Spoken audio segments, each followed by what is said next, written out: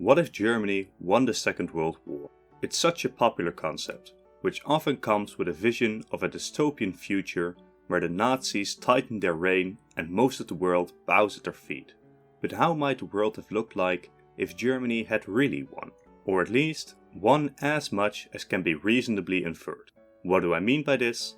Britain and America are fine. There is just no way that Germany can touch either of those nations.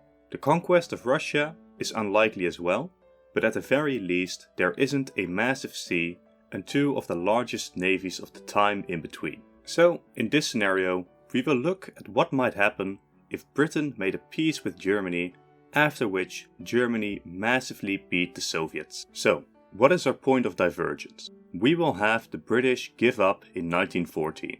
Is this realistic? Not at all. But let's assume that an alternate Chamberlain decides that hurting the British by keeping up a war they will never win just for honor's sake is simply not worth it, thinking that Soviet and American rescue is very unlikely. Britain makes a peace with Germany that practically accepts German control over Europe, but doesn't include any concessions made by the British. So in 1940 we have Europe looking something like this. Germany goes on one final conquering spree in the Balkans and pretty much unites the continent under its leadership. Britain keeps up diplomatic objections and minor support for nations like Greece, but they do nothing major, and there is definitely no direct British troops to fight the Germans anymore. It is possible that Britain, and perhaps even America, impose sanctions on Germany, but don't expect the British to suddenly become an ally to Germany. Hitler would be annoyed with this, but redeclaring war wasn't preferable to this economic embargo. So, perhaps somewhat earlier than our own timeline, Germany declares war on the Soviet Union. Importantly, with a slightly bolstered Luftwaffe, as the Battle of Britain didn't wage on for as long. Interestingly though, the initial push by the Germans would actually be better fought off by the Soviets, as without the British in the war, Stalin would be a lot more receptive to the idea that Germany could invade Russia, as this would no longer cause a two-front war as it would have in our own timeline. But largely, the operation goes the same, and Germany pushes into the Soviets with astonishing speed. But eventually, winter sets in all the same, and the offensive stalls down around the same borders as it did in our own timeline.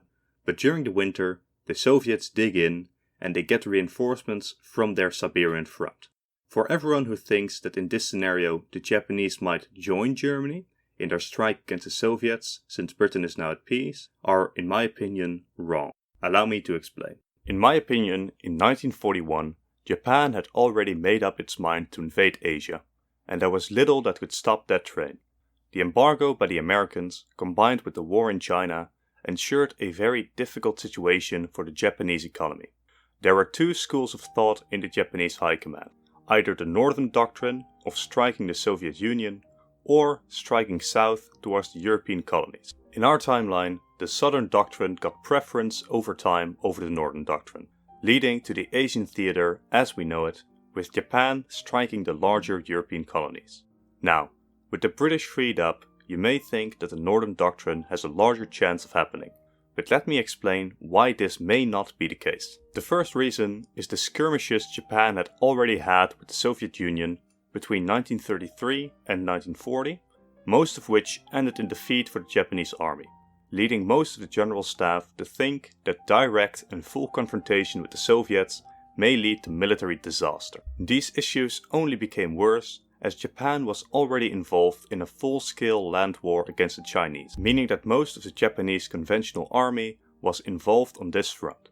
A war with the Soviets would require more army resources from the Japanese, which they couldn't really miss from the Chinese front. Compared to this, the campaign against the Europeans would mainly require the navy, meaning it would distract fewer resources away from China. And then we have the issue of Japan fundamentally misunderstanding the nature of modern industrial warfare and the morale of the West, especially concerning Pearl Harbor. The Japanese high command was fully aware that a full-scale war with the Americans would be impossible to win long-term, thanks to the American industrial overmight.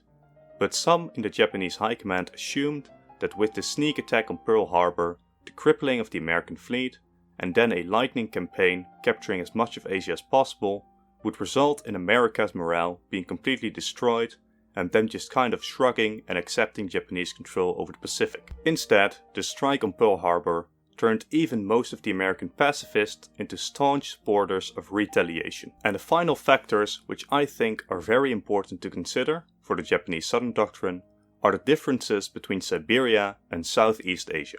Siberia was a sparsely populated area through which pushing would be extremely difficult, and fully utilizing the resources present there would require a huge amount of effort from the Japanese side. In contrast, Southeast Asia had a lot more people and resources to extract for the Japanese side, a lot of which were already being exploited by their European colonizer. But perhaps the biggest difference is the people who lived in both lands. In Siberia lived, largely, Russians, who would largely fight and be loyal to the Soviet Union over Japan. In contrast, the population of Southeast Asia was under colonial control by the Europeans, and if Japan came in and removed the Europeans, they would suddenly find a lot of sympathy with the population already living in the area. So, for these reasons, I don't see a lack of war with Britain being the deciding factor for Japan moving south instead of north. And in my opinion, Japan would still strike the Europeans. So, let's assume that by around December of 1941, Japan still strikes against Pearl Harbor and Southeast Asia and comes into conflict with the Europeans. So, back to Europe. Stalin would, just like in our own timeline, realize that Japan was moving south, move the Siberian units to the west, and seek out a non-aggression pact with Japan, which Japan would accept. Now, the exact timeline of the war between Germany and the Soviets I cannot predict, but I will preface that what I'm about to say I do not consider the most likely scenario. In my own opinion, even in a pure 1v1 between the European Axis and the Soviets would eventually win, especially if Britain and America informally supported the Soviets. But let's assume in this scenario that both America and Britain decide that they have no bone in this fight between the Soviets and Germany, as both are horrifying dictators and the Soviet Union has an explicit ideology where they keep proclaiming that they will eventually liberate the workers of every single capitalist nation. So, Britain and America don't really support either side and just let the two giants fight it out with no more assistance to the Soviets than perhaps a couple of embargoes on Germany's war resources. And then at this point, the world map looks something like this, and things wouldn't move much more from this point. In black are the European Axis, in dark blue are the Allies, and in light blue are the informally Allied-supported French Free Forces, in red are the Soviets, and in orange are the Japanese. The Allies at this point are solely focused on bringing the Japanese down, while the Germans and the Soviets are still going head to head. In the coming years, the Germans and the Soviets come to somewhat of a standstill at some point, and they have to arrange some kind of peace deal where Germany strips the western lands from the Soviets, but the Soviets remain an intact state. Now, the main problem with any potential peace deal is that both dictators wouldn't want to admit defeat and would feel that they were only a little while away from total victory. My guess, but this is pure speculation, would be that Germany breaks first and is ready to accept a more limited peace. Stalin wouldn't be open to this at first, but either get convinced or removed by internal opposition who were ready to bow out of the war. The peace is obviously heavily dependent on the current front lines that were drawn, which I cannot reasonably predict. But I don't think that the Germans could reasonably have pushed all the way down south to the Caucasus. The peace deal would include a provision that the Soviets would never embargo Germany, but the two nations would become trading partners, assuring German access to mainly Soviet oil. Let's say that the war ends right around 1946. And then we have Japan. Japan has no shot of winning, and with a redoubled Allied effort, without having to worry too much about Germany, Japan would be defeated around 1944. The only thing potentially holding Japan back from surrendering were the idea that they could hold out longer for a better peace deal, or they could count on Soviet diplomatic support in gaining a more favorable peace. Without these factors, eventually the emperor would intervene in the government and force a Japanese surrender, with the unofficial stipulation that the emperor was allowed to remain on his throne. So, around 1946, we have a world looking like this. Notice that the European Axis are no longer united. Most Axis power in Europe, especially nations like Hungary, were not necessarily big fans of Germany. Germany was useful in achieving their goals of expansion, but German influence was a scary topic for most of their allies. I can see Germany taking a lot of care to ensure that at least Romania remains loyal, due to their oil fields, but Hungary, Italy, Finland and Bulgaria would steadily move away from Germany and become independent powers in the upcoming Cold War. So let's talk about this upcoming Cold War. In this world, much like our own, we have two main power blocks, Germany and America. America has behind them Britain and Japan as major nations, and they are by far the strongest bloc. But the lack of the rest of Western Europe does really weaken them when we compare them to our own timeline. And when looking at the map, Germany appears to be one of the strongest nations on Earth, controlling the heart of the world at that time, Europe. But this is not necessarily the case. Let's dive into Germany. The German economy was completely based on war.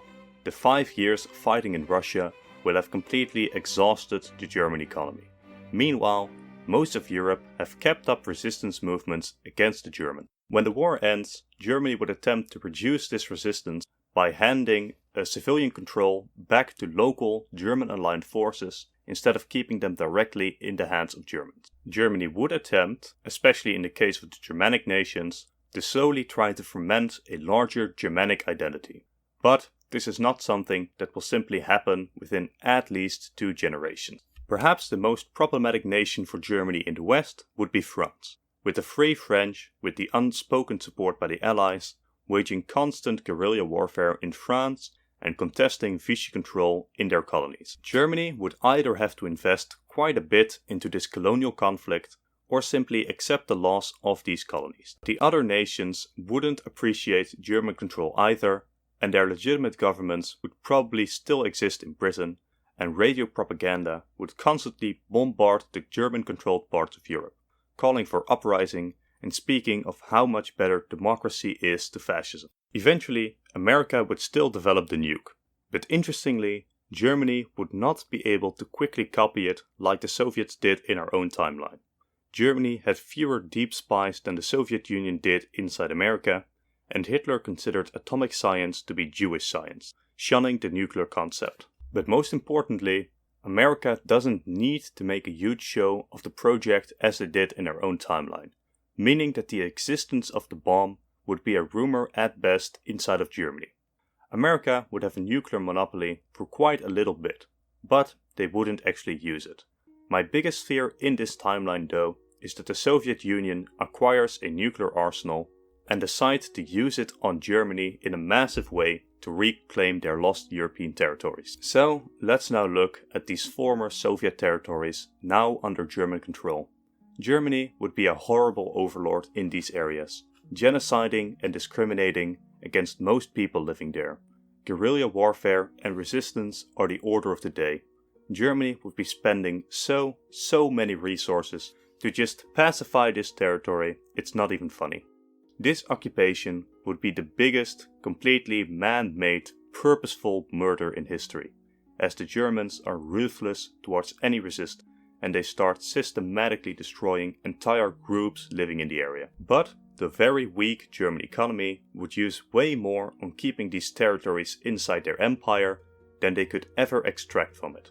Meanwhile, the Soviet Union would be constantly supporting guerrillas in these lands and communists all over the German Empire. Italy would seek friendly relations with the Western powers again as they solidified their gains in the Balkans and tried to rally the smaller European nations like Spain, Hungary and Bulgaria behind them, presenting themselves as the reasonable alternative to Germany in Europe. Germany would increasingly view Italy as a direct rival to their interests. Now, I hear you wondering, if the German economy is based on war and the Allies, the Soviets and Italy actively harming the German economy and arming their resistance, taking away their allies, etc., why would Germany not just come out swinging against either of these powers in order to try and survive? Well, it is possible that they try, but Germany would lose, hard.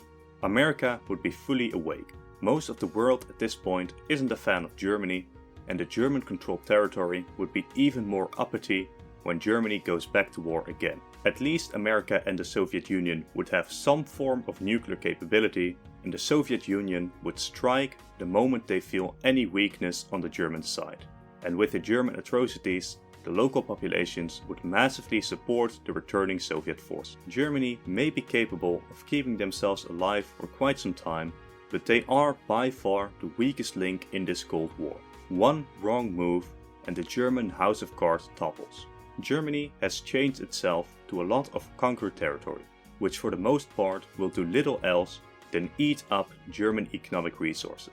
But retreating from a country like France would certainly mean that they return to their opponent's side, meaning that Germany simply cannot let go of these territories either, or they risk empowering the Allies or the Soviets. Germany would enter a downward spiral and their empire will not last long, especially if Hitler comes to pass, which may not be that long after the war ends. The German Empire would very likely crumble. Now, to have a final look at Asia. Indonesia is initially returned to nominal Dutch control, but soon falls to native uprisings supported by America. Decolonization will be slower in this timeline, especially in areas which are in threat of German attacks, but America does still support it, and holding on to huge colonial empires becomes increasingly unfeasible for at least the Western powers. Soon after the war in Asia ends, India would be abandoned by the Brits, after which, slowly but steadily, the other colonies in Asia would be abandoned as well. One of the main differences in this Asia would be a unified capitalist Korea. Assuming their history in such a short video is absolutely impossible, as the contrast between the two Koreas characterizes the peninsula so much, but once the Korean economy gets going again, they will be even richer than in our own timeline, with the resources and population of the north added, with a modern population similar to Germany. But the absolute biggest difference is China.